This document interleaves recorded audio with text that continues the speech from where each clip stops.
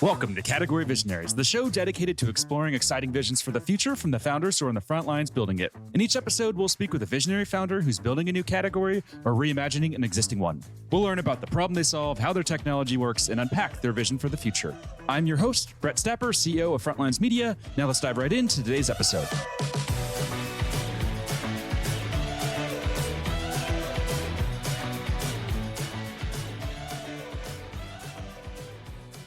Hey, founders, and thank you for listening. Today, I'm speaking with Joshua Riedy, CEO and founder of Thread, an autonomous inspection platform that's raised roughly $20 million in funding. Josh, thanks for chatting with me today.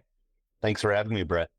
Not a problem. Super excited for this conversation. So to kick things off, can we just start with a quick summary of who you are and a bit more about your background? Yeah, absolutely. My name's Dr. Joshua Riedy. I founded Thread with co-founders, Dr. Jim Higgins, who's an aviator, Dr. Travis DeSalle, who's a computer scientist, and we met, of all places, at the University of North Dakota while creating software for FedEx that they use to this day. Building on that experience, we focused our efforts on digitizing energy assets, such as wind turbines, power lines, working with a large utility in the Midwest, Xcel Energy. That combination really was enabled through Microsoft's TechSpark program, which is to spark technology innovation away from the coast. And we got our start. I got my first $100,000 in from none other than Brad Smith, the president of Microsoft, which has propelled us to where we're at, which is North Dakota's second Series A company. How'd you get Brad Smith to give you $100K? You know, it's a funny story, Brett. I mentioned the TechSpark program a moment ago, and Brad Smith, to kick that off, came to Fargo, North Dakota and provided a TED Talk. And afterward, I got a call if I wanted to meet Brad after the TED Talk, and almost one of those situations where you think it's a prank call. But lo and behold, Brad took almost 90 minutes of his time, went through deeply into the business plan, and believe it or not, that was a shot of courage that I needed, especially having recently quit my day job and focused all my effort in making this company come to fruition. What do you think Brad saw in you and your co-founders? You know, I'd like to believe he saw the very best, but the guidance he gave me is that it is a space worthy of occupying and not to be afraid to dream big, even if that big idea comes from North Dakota of all places. And that's really stuck with me to this day, that don't be afraid to dream big. Don't be afraid to go for it, because great companies come from all places.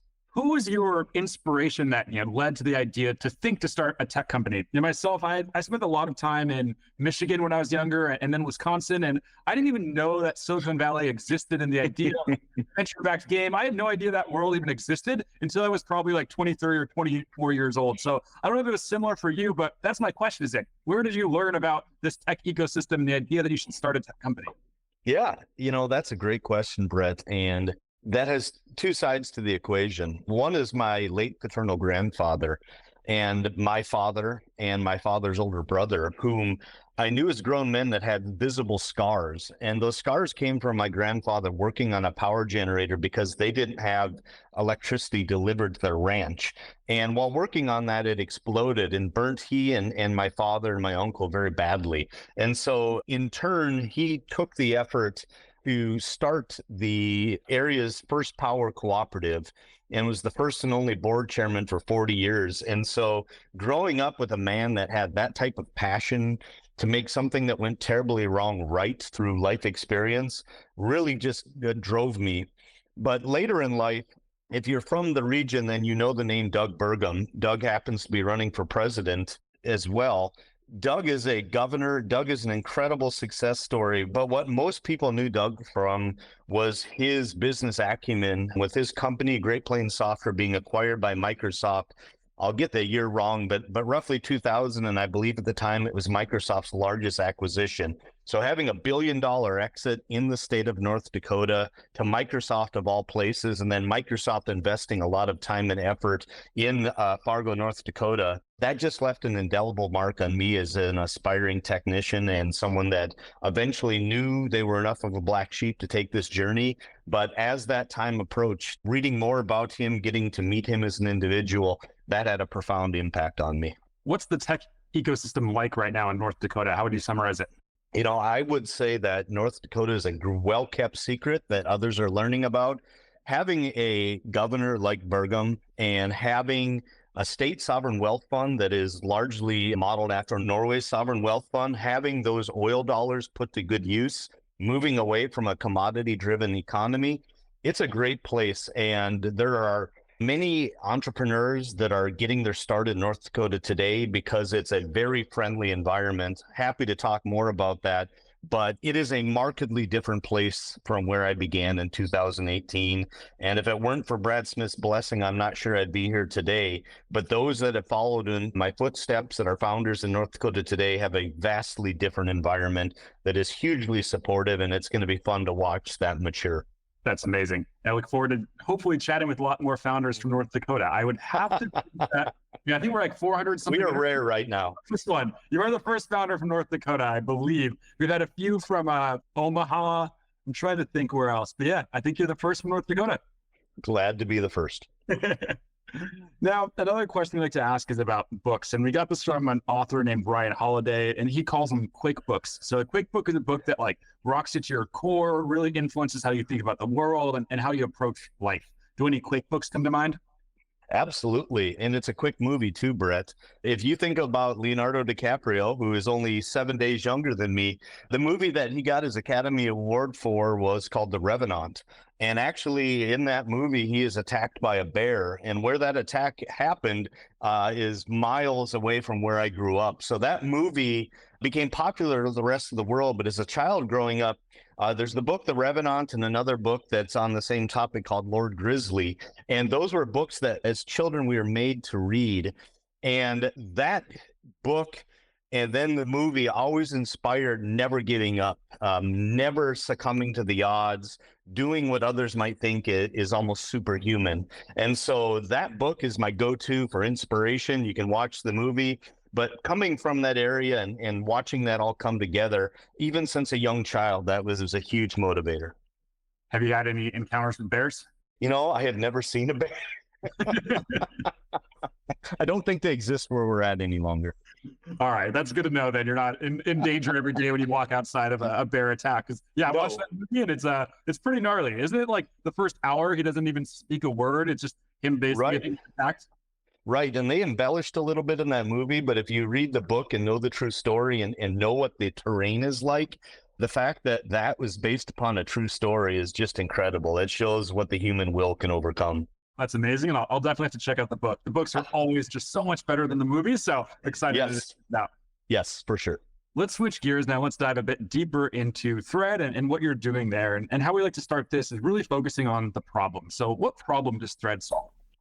Another experience that I had with the electrical cooperative my grandfather founded, I believe the year was 2013, and there was an October ice storm that literally broke every power pole in that region. And people were out of power, not for days, not for weeks, but for months. It was catastrophic. That just led me to believe that how sorry my grandfather would have seen to see that, but that industry of all industries needed modern tooling to make their job safer, but frankly, to allow you to manage that vast array of assets far more efficiently. And when that was applied at a greater scale, when I had the opportunity due to the very small network effect of the region to work with Xcel Energy, that was something I jumped at because it was refreshing to hear a forward-thinking utility like Xcel express a problem that I had seen individually, and it just struck a chord with me to want to help them create a set of tools that could serve their customers better, especially at times of need, like natural disasters or outages and very cold stretches of the year, such as the winter in North Dakota. And then what are some of those broader use cases that you offer with the platform? Yeah, if you don't mind, I'll use an analogy. There's a company that with your Wisconsin roots, you may well be familiar with, Epic. And Epic really created the electronic medical records industry and digitized healthcare as we know it today.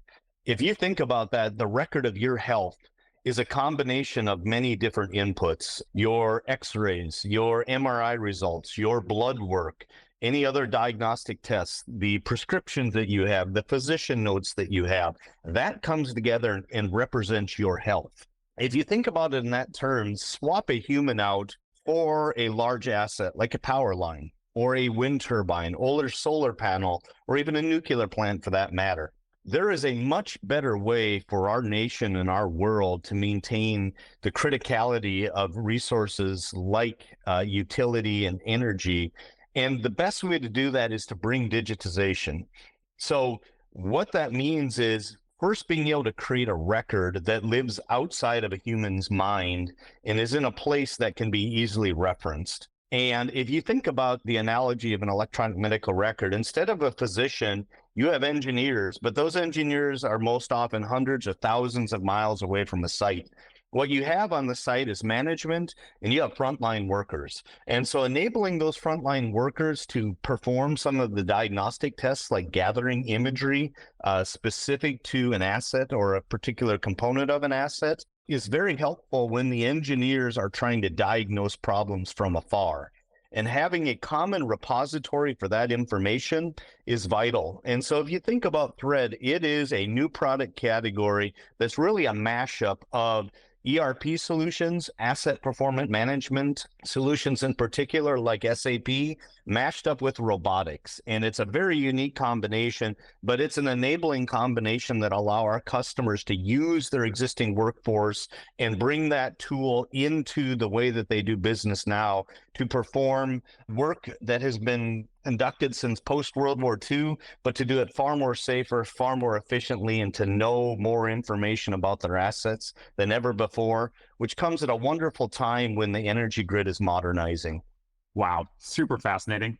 On the topic of Epic, I do know them just from a talk I recently watched. Have you seen the All-In talk from Bill Gurley? I have not. I would love to do that, though. I've heard of it. Yeah, I'll shoot it over to you. It's like a pretty brutal takedown on regulatory capture, and he calls out Epic specifically and some of the moves that they had made with, I believe it was Obamacare, and how they're able to basically structure in a way that they were the best option in the market to buy, which was a very savvy move. But I think he said that he would give him the award for the best regulatory capture in history. Well, you know what? I hope we follow in their footsteps with the Inflation Reduction Act, because for those that are insiders, the order of magnitude change within utilities as they move from a largely a fossil fuel driven, hugely operating intensive business model to a renewables predominant model that has hugely CapEx. It's a profound shift, dare I say, a generational shift, that those utilities need better tools than they have right now. And I feel like Thread is in a perfect position to make that a reality. This show is brought to you by Frontlines Media, a podcast production studio that helps B2B founders launch, manage, and grow their own podcast. Now, if you're a founder, you may be thinking, I don't have time to host a podcast. I've got a company to build. Well, that's exactly what we built our service to do. You show up and host, and we handle literally everything else. To set up a call to discuss launching your own podcast, visit frontlines.io/podcast. Now, back to today's episode. When it comes to the actual data collection piece, how is that typically done? So for us who aren't from this industry, we don't know how this world works. What's the status quo look like? Yeah, it's a great place to start and a great question to ask. If you would come to this area, and we'll start with wind sites. If you would drive along the interstate from Sioux Falls, South Dakota to the Canadian border, you would see a number of wind turbines. You would find Thread being operated at most of those wind turbines as just another tool in those wind technicians' trucks or service vehicles that they can use. And so we have streamlined the use of data capture, be it cell phones or predominantly drones, to be something that literally anyone can use. And we do that because it's very important that they have that tool to use when they need to use it, which sometimes is very inconvenient, but it's what the situation calls for to ensure that small problems don't become large problems and large problems don't become catastrophic problems. And so it's another tool that they can operate with the push of a button.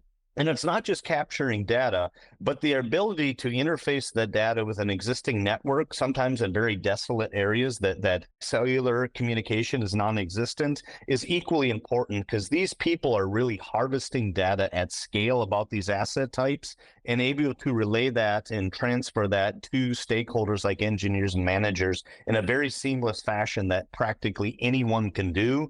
And that's a secret sauce that Threads offer, really empowering those frontline workers, because if you don't do that, you lose timeliness. The industry is dominated by third-party services that show up once a year. And while I applaud them for the work that they do, that is not the solution the business needs. They need tools to use when duty calls. An analogy I love to give is your car. If you took your automobile into the shop once a year and the very next day you had a problem, you certainly wouldn't drive 364 more days and hope for the best. Now apply that to these large assets that our well-being, our civilization relies upon, and we don't want to take those chances, and neither do those utilities. Who stands to be disrupted here if and when Thread is a wild success? Is there a legacy industry that's going to be completely just annihilated when this technology becomes adopted, or what does that look like? That's the beauty, Brett, that if anyone's going to be displaced, I think service companies are displaced. But the beauty is we are setting a standard of how inspections and data should be captured, meaning that once that standard is established through automation, anyone can use that. So I don't believe we have to displace anyone. For large scale operations once a year, third-party services, that's their core value, their core job, and they do it really well. But having the same tooling left behind that a technician can use on an as-needed basis is a perfect scenario. And what we're able to do is really empower those frontline workers, many of which are unionized, as a force multiplier and making their job drastically safer. As an example, in wind turbines, what used to be necessary to inspect a turbine was a 3-person crew rappelling down turbines that are 80 meters in height. That is unconscionable anymore. And what that job was, let's say 3 or 4 years ago, today with a Thread solution on demand is a 1-person job in roughly 20 minutes. Huge increase in efficiency, but also huge increase in safety for those individuals. That makes a lot of sense. What about your first paying customers? How did you pull that off? Obviously, that's something that all startup founders struggle with, but especially with what you're dealing with, it's not a little widget they just add to the website. It's not an email marketing tool. This is deep tech. This is serious stuff. So how'd you get those first customers to say, yep, I trust Josh. He can pull it off? How'd you make that happen? I love the way you phrase that, Brett, because you touched on something really important. It is deep tech, but it's critical. We cannot make mistakes. Mistakes lead to lives, and I take that seriously. Maybe it's the Midwesterner in me, but a novel approach. We were the first startup to build a co-development arrangement with Xcel Energy, who takes great pride in our relationship being another form of rural economic development. But what that meant, Brett, is we had to earn the business. Xcel Energy did not retain any intellectual property, but they also didn't give us money to do it. We worked with them to understand their problems in a way that I don't know of any other company that has done. And we invested a tremendous amount of time, and then we had to prove it. We identified the problem, we identified a path to a solution, and we didn't get paid until we proved it, Brett. But we did that, and it didn't come overnight. It came from many years of hard work. But by earning that business with Xcel Energy, utilities are a very unique market. It is a fast follower, close-knit, heavy influence market. And so all of that work for Xcel isn't just for one company. It's for a company that spans 5 states, ranging from the Canadian border to the Mexican border.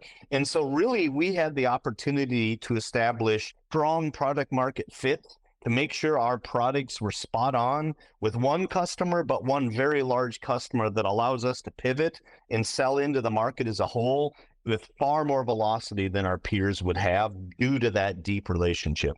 If we look at the market, just so I can understand even what that looks like, how many utility providers are there in the United States? Ooh, that's a good question. So there's 2 sides to a coin, Brett. There are the nonprofits or the cooperatives that, similar to my grandfather, founded, and those represent roughly half of the market from a user perspective. The rest of the market, and where we currently place our focus, is generally investor-owned utilities that comprise the Edison Electrical Institute. And if I'm not mistaken, those institute members number, I believe, in the 60s, but the market as a whole is roughly 800 entities in the United States. Got it. Super interesting. How have you seen your messaging evolve over time? Has it been the same since you started, or? Yeah, I laugh a little bit because that has been a journey. As a founder, all the things that we don't know. We rebranded recently from Airtonomy to Thread. And the reason we did that, to answer your question, Brett, is to more comprehensively and more easily tell our story. We are the thread that spans an entire organization or an entire utility, in this case, across all their assets. We are that common thread across their organization in the aim of building a comprehensive digital representation of their physical assets. And we really had to start with the customer and what the customer needed, but we've learned over time to be less deliberate in explaining exactly what our customer need and to relate more to the market, relate more to the prospects of what Thread can mean from an investment perspective. And what that is really, I'll go back to the mashup between robotics and ERP. That really leaves us in no man's land. Speaking frankly, we do not have competition. There's a space to void, to your earlier question, that is a huge market opportunity. But what that means is it's also difficult to describe that because you're really speaking to two sides of a coin. And so that's still a work in progress, Brett. But the best thing that we can do is share the results of what our customers are finding through case studies. And through that, we're developing a vernacular that is specific to the market, but yet relatable to investors. Something else I want to ask about is funding. And I saw on your website, I think it was earlier today, or I don't know when it was actually announced, but I saw that Kevin O'Leary had invested. So anyone listening in probably knows who he is, or at least so take us behind the scenes. What was that deal like, and what's it like engaging with Kevin O'Leary? Yeah, well, I'm glad you asked, and it's been great to meet Kevin and his team, Paul and Matt and David.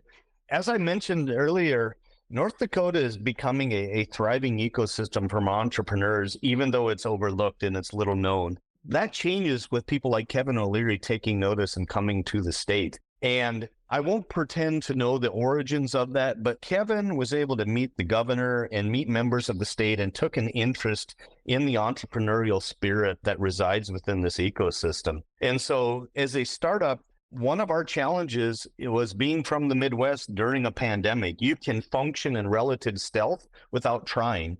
And so people like Kevin O'Leary taking notice, which one of his best investments on Shark Tank is a company that was from Fargo. Maybe that's where the tie came in. But when they stated their intention, they wanted to begin working with North Dakota companies. We got an introduction early on. We were able to work with Paul and Matt and David and his team. And then I had the luxury of meeting Kevin, and talk about a stand-up guy. It's when we had our first retreat where we brought our entire team to Fargo, North Dakota in March of all times, the dead of winter. But it was really entertaining to be able to cross paths with Kevin and the team in the same hotel for the better part of 2 days. And that's what really solidified the investment soon after. And Kevin and his team have great faith in where we're going. And it really, again, similar to Brad Smith, been another step forward in us as a team and myself as a founder gaining confidence and momentum within a unique market position. Who else is on the cap table that's famous? You got Brad Smith, you got Kevin O'Leary. Are you just the master here at getting these celebrity investors to join in? Yeah, that's about it. I wish I could say any others, but those two have really left a mark on me in particular as a founder, but our company. It sounds like you have some ties there to Leonardo DiCaprio, the movie. So maybe he'll. Yeah, and if Leonardo's in, I hope he's listening. I hope he wants to invest in the namesake of the Revenant and for a great cause, which is renewables and utilities. So we're all ears if Leonardo wants to give us a call. Yeah, he's one of our most engaged listeners, so he's definitely listening in. Now, Josh, let's imagine you were starting the company again today from scratch. What would be the number one piece of advice you'd give yourself? When I pause and I reflect, it's almost embarrassing, Brett, how little I knew as a founder. I better appreciate today than ever before why investors like second-time founders. And I read something that was unique, that one of the best prospects is a second-time founder who didn't succeed the first time. And while I hope I don't fit into that category, I can very much appreciate that. Specific to your question, coming from the part of a country that did not have much VC activity, especially at the time. I believe circa 2018, less than 0.5% of domestic VC came to the Midwest. If you can imagine how small that number was in North Dakota, it was virtually non-existent. And so having an ecosystem that would support us at that time was great. But yet, what I really needed to do at that time was branch out and widen my network. Unfortunately, that is about when the pandemic occurred. And so it was really, driving a startup forward in a bubble, if you will. And so I'm trying to make up for lost time by understanding the industry. But for me, it would be developing a network faster and more robust, and something that Microsoft and TechSpark have been great in helping. I call it the exchange program for geographically disadvantaged founders, but being able to connect with the Seattle area has been wonderful to make up for lost time. So I would say the network effect, if I could do that all over without a pandemic, would very much put a lot of effort into that to learn the things more quickly versus the hard way. And I think the second piece of very simple advice I give to founders is when you are young, make the most and best use out of Y Combinator and Techstars and all of the documents they have, that if you can't use one of their templates, you're probably involved in a legal situation or an agreement situation that is too complex for your stage of development. Love that advice. Now, final question for you. Let's zoom out 3 to 5 years into the future. What's the big picture vision that you're building here? If I step back, there is a generational opportunity, Brett. And what that's brought by is utilities making the pivot into renewables and making a pivot away from large OpEx, which was fossil fuels and uranium to produce power, the huge capital investments that are being done over a span of 20 to 30 years with power purchase agreements with the likes of everyone from utilities to brands like Gap to the Walmarts of the world. So they're front selling that energy to be able to fund those projects. A very long way of saying that industry is going through a change that is profound and will drive us as a society forward for the next 50 years. Being at the precipice of that change and having digitization occur in a way that only another utility could create, which is Xcel. I didn't mention something about them, but I think it's something that's worthy and not a coincidence. Xcel's CEO at the time sat on the Bloomberg stage in 2018, and that was the first utility to declare carbon-free by 2050. That is the same year I quit my day job to begin working with them to create this maintenance strategy. What we've toiled on since 2018 is coming to fruition. And when it comes to fruition, Brett, what Epic is to electronic medical records, I do believe Thread will be to the digitization of our nation's utilities and energy, and perhaps even DoD to follow. So that space being occupied by Thread with a new product category is where I intend for us to be in that time frame. Amazing. I love the vision. I've really enjoyed this conversation. We are up on time, so we'll have to wrap here. Before we do, if there's any founders that are listening in and they just want to follow along with your company building journey, where should they go?